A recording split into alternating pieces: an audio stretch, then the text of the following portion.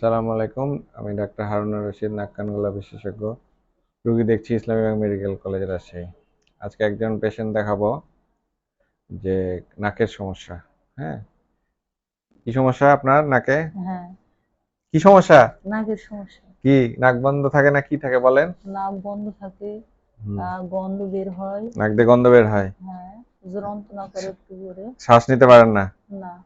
আচ্ছা, আমরা যেটা অনেক জায়গায় কনফিউশন হয় যে নাকের পলিপাস বলে, হ্যাঁ? হ্যাঁ, সেই নাকের পলিপাস বলে কিছু আছে কিনা আর নাকের পলিপ বলে কি আছে আমরা আজকে দেখবো। অরিজিনালি নাকের পলিপ আমরা পেয়েছি, দেখি নাকের কি অবস্থা।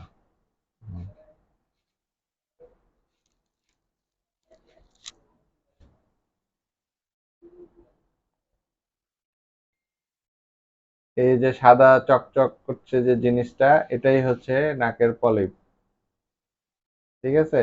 আর ওনার আরেকটা সমস্যা হচ্ছে এই নাকে ওনার মাংস বৃদ্ধি ছিল, ওখানে উনি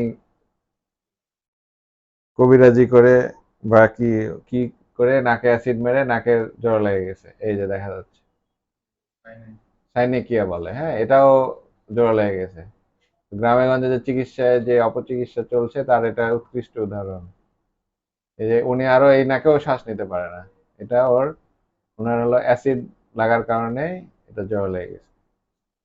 তাহলে এদিকে ছিল মাংস বৃদ্ধি, সেটা জোড়া লেগে গেছে। আর এই পারে হচ্ছে পলিপ। ঠিক আছে, ওই জন্য এই যে চকচক করছে পানির মতো সাদা কালার, এটাই হচ্ছে নেজাল পলিপ। পলিপাস বলে কোনো অসুখ নেই। যেটা গ্রামে গঞ্জে বলা হয় পলিপাস, সেটা হচ্ছে নাকে মাংস বৃদ্ধি। তোমরা আমরা একটু এক্সরে দেখবো, রেখে দেখাও স্টুডেন্টদের জন্য আর কি।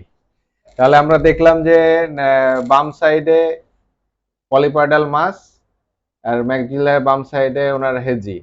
তাহলে এটা কি ডায়াগনোসিস হতে পারে? অ্যান্ট্রোকর্নাল পলিপ। ঠিক আছে। এর চিকিৎসা কি করব আমরা? অপারেশন করব, ফেস অথবা কালডোল্লাক। ঠিক আছে, সালাম আলাইকুম।